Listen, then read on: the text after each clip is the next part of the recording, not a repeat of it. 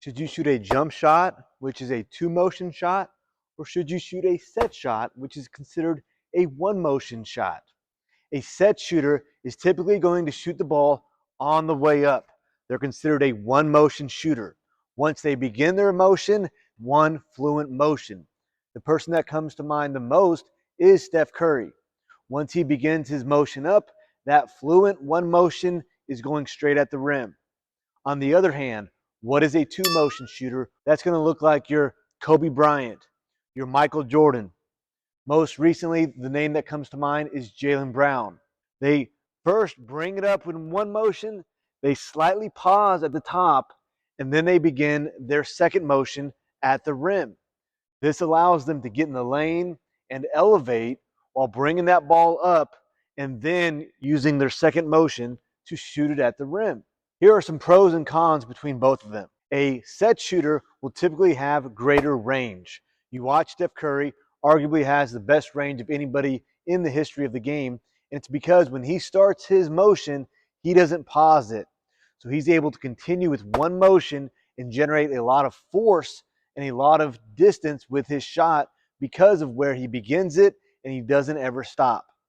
Steph might struggle with some of his mid-range shooting because he's not able to elevate as much and to get his shot off as easily as a jump shooter. On the other hand, a jump shooter, they are great mid-range players because they can get to their spot, elevate over the defender, have a higher release point above their head so it's not going to get blocked, and they're able to then release their shot. A jump shooter is also able to twist and turn in the air, and so as they turn, they're able to still get to their second motion, get to their set point, and then release the ball. A set shooter, a one motion shooter, will really struggle with things such as a fadeaway and being able to twist and turn in the air because once they begin their movement, they're not stopping and pausing for that second movement. What I encourage you to do is to have the ability to do both. From the three-point line and beyond, I encourage you to continue to do a one motion shot. It doesn't always have to be from your hip. So as you get older, instead of starting your movement down here and below your hip, start bringing it higher and start your one motion right underneath your chin or even at your forehead level. This will allow you to have a quicker release, and it's still a one motion shot, so you'll generate enough power, but you won't get blocked as often and you'll get it off a lot quicker. Now, as you get older and stronger, I want you to start working on developing a two motion shot. It's a three-step process. One, straight out, my legs are straight. Two, I'm locked and loaded with a perfect L here, 90 degrees. And then three, I'm shooting it at the basket. But let's talk about developing your jump shot and a two motion shot. What's so important with our two motion shot and becoming a great jump shooter is that we do not go too far behind our head. We don't want to create this habit of beginning to shoot and then it's continuously going behind our head and then we're catapulting it. We want to get to our set point. The set point is very important. So as we bring it up, we get to our set point, it's a quick half-second pause, and then we are releasing it out. So this is what a one motion shot would look like. I'd have a high set point. I like it right underneath my eyes, and I'm going to use one motion right at the basket. Now to develop your two motion shot, we're going to add a little jump to our shot. So it's here and a little jump and extend. As I jump, this angle from my pointer finger to my nose is staying the same. I don't want to bring it behind my head. I don't want to bring it down.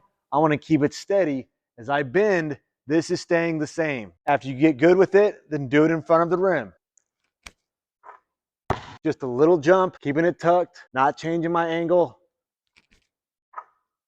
So just like when we practice our set shot, we're working with one hand right next to the basket and we're working on that motion.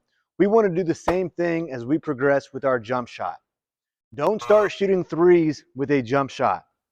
Start 1 foot away from the basket, but jump. Then as you get stronger, as you build the mind to muscle connection and you understand what it feels like, Then, after you make 50 to 100 every single day, take a step back and do that until you've worked your way to the three-point line.